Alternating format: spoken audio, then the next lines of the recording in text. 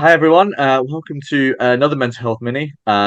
We're focusing again on Children's Mental Health Week, and I'm absolutely delighted to be joined by Ian Lowe, who is the Academy Player Support Officer for Norwich City. Ian, welcome. Hello, David. Nice to see you. Nice to be here. You too. Um, as for some of you that have seen the previous one, we did with kind of around children and the pressures they face. The club have kindly put Ian forward to talk about the pressures that academy players face and how the club help them. So, Ian, let's jump right in. Talk about some of the pressures that the academy players do actually face. Yeah, David, I think that there are a number of pressures that an academy player would feel, um, and there'll be some that would kind of resonate with a young person in any particular setting within school or kind of within their family lives.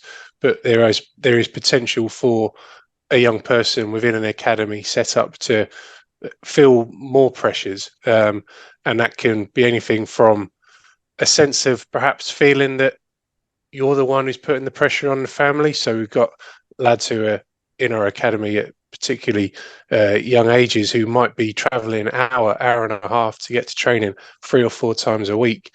And that can maybe put a strain that they can feel like that's being done for them and there's less time for their siblings, for example. So that's kind of one example of a pressure that they might begin to feel, and there's a risk there of a sense of guilt that could manifest itself, and they need to make sure that they're kind of coping with that. And then if they're progressing through, there might begin to be thoughts around like, could this be going in a really good direction? And then their identity becomes about being a footballer. And then maybe the challenge, if it then takes a turn and doesn't take them to where they were hoping it was going to go, the loss of that identity and kind of how they deal with those particular challenges.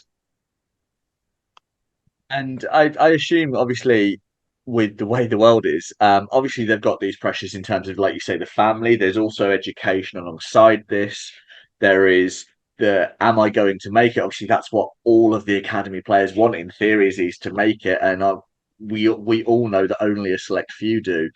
But I can imagine as well that, especially being so surrounded by football and by the sport, that social media can have quite an impact on them as well. How does that, do you know much about that with the players? Do they talk about that with you guys? Yeah, and I think it's something that we know is there, and we know that social media will become a part of life as they progress through, or if they sign for us, and they might already be active on social media. So we're potentially looking at how we can help them use that aspect to the most positive outcome that it can be for them, and to look at how they promote themselves, how they're coming across online, what they're saying within particular social media settings. And we are fortunate with Norwich City that we do have a partnership with B5, who we've been working with for a while. That's Matt Himsworth, who's from that organisation, who will come in and he will look at the social media that our players have been publishing and can give them some advice. And it can sometimes be, he comes into the room with maybe our group of under 18s, and it'll bring up on the screen that one of them's trying to sell their old training kit on Vinted or something like that, and it's a little bit of a stir amongst them, kind of how that might be perceived as you go through, and it's maybe fine now, but how would that look if you become so kind of behaviour? Yeah, so it's sort of around an education piece. You mentioned there about education that still forms a key part of what they're doing when they're with the academy. So this is education on a skill for life and their own personal development about how they are putting themselves across into the world and what they want people to think of them. And clearly there's also the other angle that we've seen many high profile cases over the years where maybe things that have been put on social media when someone was much younger has then come back to cause them an issue as they've become a professional and gone about their lives, as they've become an adult. You mentioned something really interesting there, actually, that I hadn't thought about. We obviously know that the pressures that young players face because the club as much as they want to see these kids and these teenagers develop into footballers, they know that only a certain few can. And that's kind of the focus is the football side. But you mentioned there actually quite interestingly about preparing them for the world as well, because we know they won't all make it. It's impossible. There isn't enough space at football clubs for all of the academy players to make it. So preparing them for the challenges outside of football, I think, is really interesting. Yeah, So oh, absolutely, David. Yeah, and I think that like the whole kind of premise around making it and actually making a living from the game, and everyone's aware of the statistics and the fact that you're even in an academy as a 9, 10, 11-year-old sets you aside from a lot of your peer group. And if you can then still be in that academy through kind of 15, 16, and then to actually be able to make a living from the game, never mind some of the riches and the trappings that are there for particularly elite levels within football are quite small. So what we're trying to do is reframe the experience of being in our academy and everything that you can learn and what that can do to enrich your life and for you to take forward. And we're celebrating that as kind of like when you're with us as a young player, and then when you're maybe able to progress through. But if you do leave us at some point, we would really like to celebrate that, and we'd really like to look at you as a member of Norwich City alumni, someone who's been in the academy, and that's hopefully given you a really enriching experience, and then you've been able to go out into the world and contribute in whichever way that happens to be. So whilst we celebrate all of the high profile players that we'll all be aware of, the latest one obviously Johnny Rowe having a fantastic season, we'll think about absolutely. we'll think about players like Max Aarons from like a few years back, maybe Adam Eder, who we're sort of all proud of, and he's moved on very recently. So we'll celebrate hopefully the role we've played in their careers, but we've also been really keen to keep in touch with lads that have come through the academy and then gone on to make other contributions in the world. I've been here now a year myself, so I've kind of been educated on some of the players that have come through and that have now moved on. So I've got in touch with them myself to sort of find out, and it's a real learning experience to see what Norwich City does for young players that are with us and then how they progress and when they go through. So it's a bit of it is the tagline, a home for everyone, but I really have begun to experience that over the year. It is a home for everyone, and they're looking after them as they progress through as well. That I mean, you've beaten me to my next question, which was obviously we get the players like Max Aarons, like Johnny Rowe, and even players like Alex Matos that have gone on to do other stuff. And but we know, as we keep saying, I've said a few times, players don't make it. So what happens to the players that don't make it? How are they taken care of? And you said yourself there, you prepare them for the world, and then hopefully they keep in touch, and they all will always remain part of the club, regardless of what they go on to do. And I think that's wonderful. Yeah, that's right. Yeah, and something that is maybe growing somewhat. I think that there has been a real push towards making sure that anyone who's within the professional academy is supported through the what we call the aftercare process. So kind of softening the blow at the immediate point, making sure that if they want to go on a trial somewhere else, we make sure that that's open to them, showing them education opportunities. There's once someone's been a scholar here with us up to sort of 18 years of age, there's the opportunity to maybe go to America and study, or to stay in this country and study. So just making everyone aware of all of the opportunities that can potentially come their way. That's a real key part of what we do there with aftercare, and they become part of our alumni as well. As I think it's fantastic, and you keep leading me on to my next point. It's brilliant. So while they're with the academy, obviously we think football is the focus. That's what they're doing 9, 10, 12 hours a day because they want to play, they want to do whatever. But obviously, they have to have an education alongside this. How is that handled? How is the pressures of having to have, for want of a better word, a normal education alongside the football education? Yeah, it's a really important kind of conversation between different staff, so between coaches and support staff around sort of their physical development and kind of how they're working in order to hopefully carry on progressing through for the years that they're with us. But then there's also staff like myself, and I work very closely with the education team, and we consider how their timetable can be structured in such a way that they're able to still keep up high levels of education and attain the true education levels that they're able to be working towards.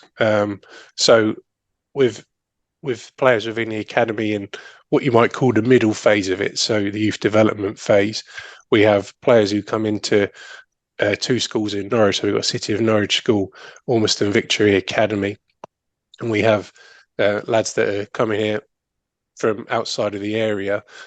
They're going to be living with a host family, like you've just said, that they're going to have the normal school day, and then around that we're able to have responsibility for getting them to and from Lowe's training centre so that they can take part in sessions and carry on developing. And they'll be in the gym, they'll be out training, they'll be analysing, and it should give them the best chance of covering all of those areas of development. So got the formal education that goes along with that.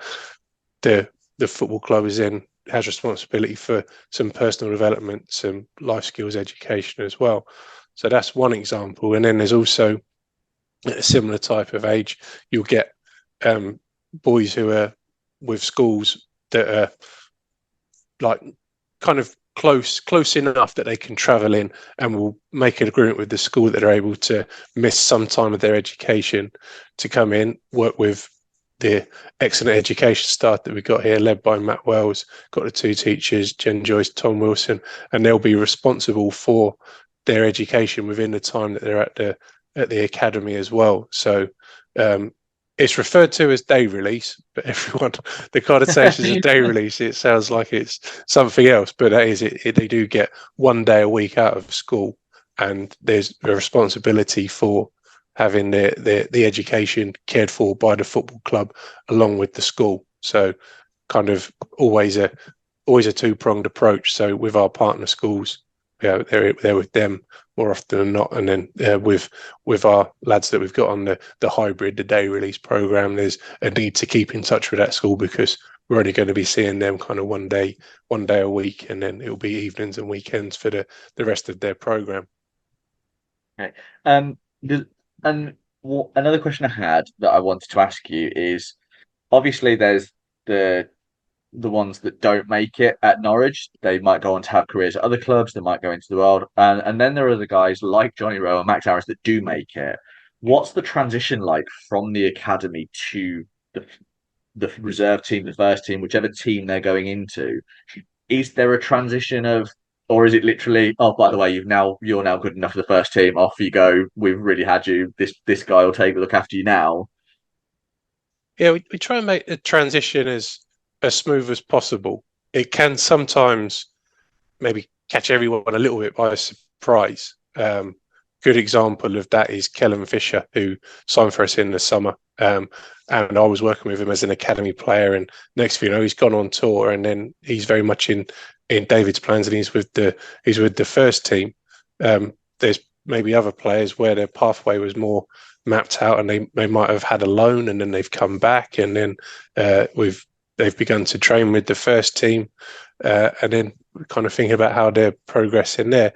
It's a real conversation with myself, Alan Nielsen, a 23s coach, got Greg Crane, who runs the under-18, Steve Weaver and Joe Schulberger, who are overseeing the academy. And we'll work very closely with counterparts within the first team.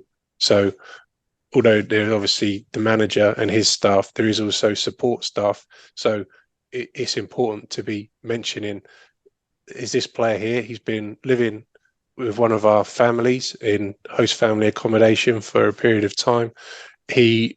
We think that he would maybe benefit from a period of time where the football club still has some level of support for him in terms of his housing. So the club has a number of apartments where we're able to put players in when they're 18, 19, really early they're professional, paying for everything, and they're still responsible, and they've got to sort out their own Wi-Fi, all that kind of stuff. It just means we can give them that bit of support and a bit of safety net, that we're not just sending them out into the big wide world, and there might be something that happens where they don't realize what something costs and what they need to pay for, and it could end up giving them a financial problem. So kind of working there with support staff. I work very closely with Phil Lithgow, who's my counterpart with the first team, Johnny Martin, who looks after them in terms of operationally as well. Just discussing about this particular player. He's now beginning to progress through. He's going to be spending more time with the first team.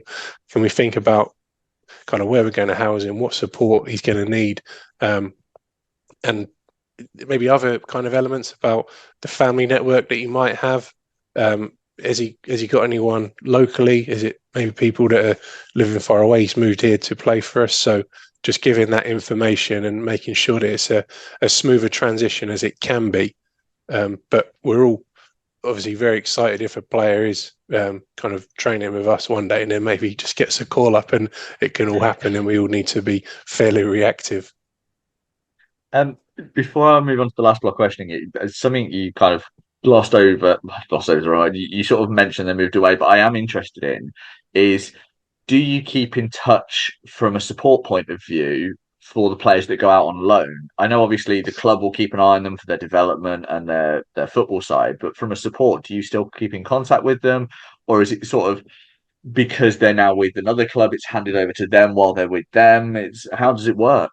Yeah, kind of what you've said there, Dave, kind of covers it from all different angles, really. We have Andrew Hughes, from the first team staff, who is our loans manager. So, like you've touched on there, he'll maybe be in contact with the coach about how he's developing, and then we'll have other members of coaching and support staff who will go and see them play games while they're on loan, and then chances are they'll be able to catch up before and after with that particular player. I think that my role with the loan player is certainly to speak to those staff to get any feedback, any concerns, but also there's a network now of player support staff around the different clubs. So as you mentioned there, if we give the example of Abu while he's away at Portsmouth, there's an equivalent player support within the environment there. So I know that there's someone that I can speak with, and also know that on a day-to-day basis there's support there that's on offer for our player whilst he's there for the season. We obviously have other lads who might go into non-league, so sort of a part-time setup. So chances are you can have a check-in with them at particular points when you see them when they come back. But a lot of it is reasonably informal. So conversations, just dropping messages, having short phone calls to see how they're getting on, and like kind of a reassurance. I know that if something big does happen, they know how to get to me, and there's been one or two examples of where that's happened, and the player will know that I can be contacted, and we can action something that will help him in that environment. So yeah, kind of like you said there, a bit of an approach where there's a lot of collaboration between us and the loan club, and there's staff and there's people who know each other, and and we'll just look to support the player both informally and maybe on a more formal basis if it's needed as well. I think we talk a lot, myself and my colleague at the Trust and lots of mental health organisations will talk about a support network for the person who is struggling or the person who wants a support network, but we don't necessarily always talk about, and you've hit the nail on the head there, the support network of the people helping. So I think that's really good. So we've spoken a lot about the challenges that players face from all sorts of angles, whether with the club, outside the club, after the club. What resources do Norwich City provide for players specifically? Obviously, you've got yourself as the player support officer. I'm assuming that they'll be able to go to any of the coaches if they've got any concerns or queries regarding the actual football side or even the personal side. What other things do Norwich provide for the players to kind of help out if they are struggling? Yeah, I think that a lot of what happens, particularly as they become older within the academy, and maybe through that transition period that we've mentioned, they become members of the PFA. So we're able to signpost them through their union, where there's support available. For example, there's Sporting Chants who work very closely with them, and they'd be able to provide counsel and support and things that can happen away from the football club, and the player can look to do that and kind of use the services of their union. I think in terms of like resources that we have here, a lot of it is, like you've said there, just staff who have experience and understand a player's journey and have worked with a lot of people as they've been through. So there's maybe things that they can draw upon. We do have Matt Miller, who's our psychologist within the academy, also does some work with the first team. So Matt's there to help with that, potentially from a performance angle, but Matt will help these young players as well in their setting to make sure that they're able to function as best they can with what they're looking to do, both on and off the pitch. And yeah, just it's sort of the general network of being part of something, and being able to be in touch with the organisations that we work with through our partnership with the Premier League. So they're able to offer us life skills and kind of services. So Premier League have a helpline, for example, for under 16 players who are released, and then they run events. So what they call camps. So there's development where you can work on your football and personal and what you might want to do next educationally. So that's offered to the released players 14, 16, 18. So there are a number of resources and kind of organisations that we work very closely with that we're able to help our players. But I'm sure, as you can imagine, there's things that happen, and then just need to maybe just devise an action plan to deal with that particular situation that's in front of us. And it's kind of making sure that there's organisations and there's pathways and ideas, and kind of just doing whatever might be needed to help that player at that particular time. There's a number of links that the club has, like mindset coaches and sort of those kind of people as well. So I feel like I've got a number of tools, if you like, where I can help the player, and we'll try that, and then we'll assess how it's gone. And then if there's something else that we need to try, then we've always got those options as well. So I think having the resources is so important, and clearly the club are well set up enough to provide them. I have two more questions for you. One is kind of circling back to the challenges that players face. Something you said reminded me. I spoke to a couple of ex-Norwich City stars, Brian Gunn, Leon McKenzie, and one of the things, especially that Leon brought up, was his time away when he was injured. Because obviously, if your job is to play football and you are unable to do that, there are a number of things that can affect that. In terms of a young player, when they get I want to say a semi-serious injury. I'm not sure that's the right wording, but anything that will keep them out for an extended period of time, like if they stub their toe or something, they're out for a couple of days. That must be frustrating. But when they get like a serious injury that will keep them out for a couple of weeks, how does that affect them? How do the players deal with that? How does the club handle that? Because that must knock them, especially when they're in the academy. They're there for a relatively short period of time. It's not like they've got 15 years ahead of them to catch up. If they're on a I don't know, yearly scholarship and they're injured for 3 months, that must take a real knock for them.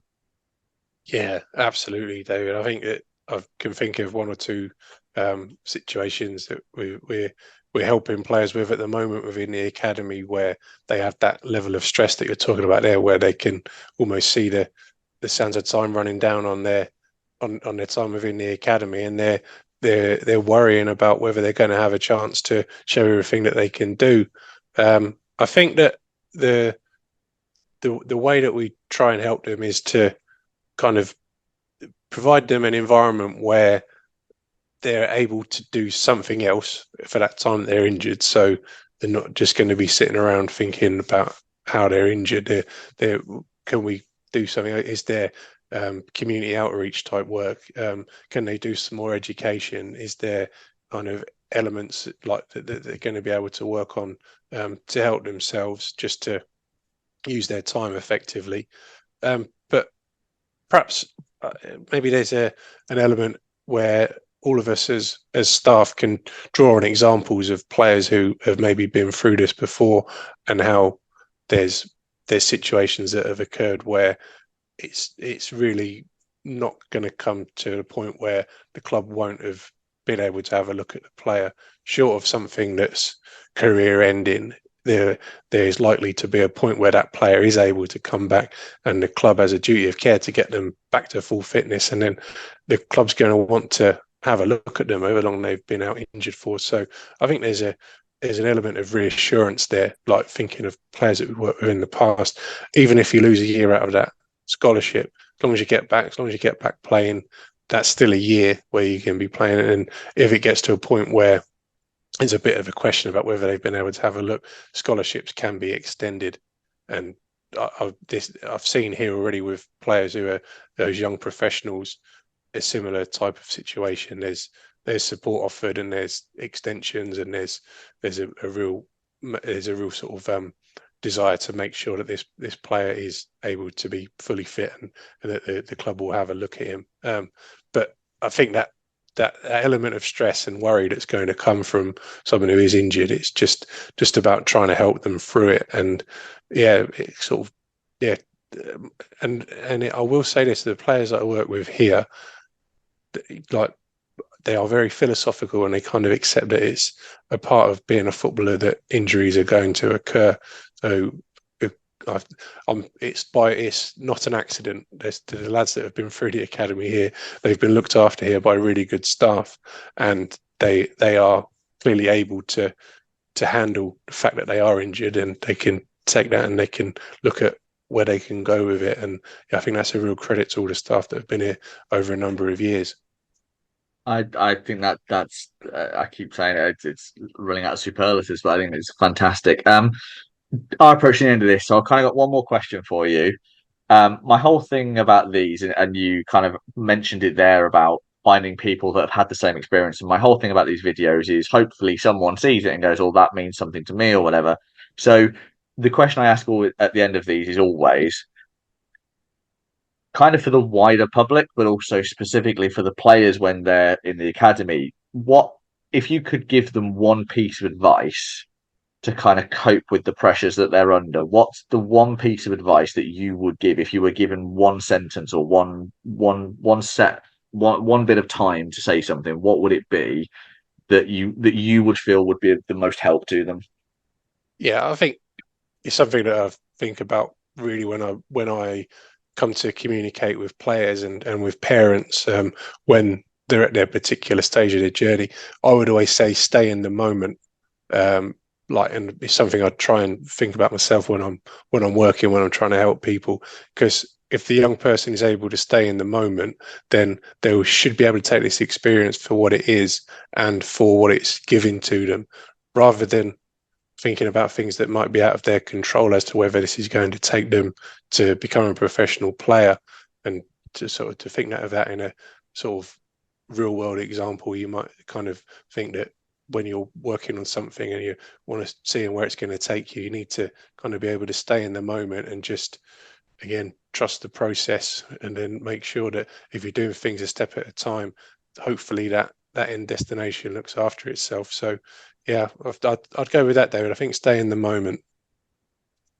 Wonderful. Well, thank you so much for your time. Thank you to yourself and the club for coming forward and talking about this, because it's an important thing that we talk about. And actually, because we're all fans of the club, the men's first team is obviously the thing that most people, but there's this whole network set up to help the academy players behind it, and you're obviously a big part of that. So thank you for coming on and kind of talking to us about what they go through, and the support that you guys offer. Thank you very much, Ian. Absolute pleasure, David. Thank you for having me on.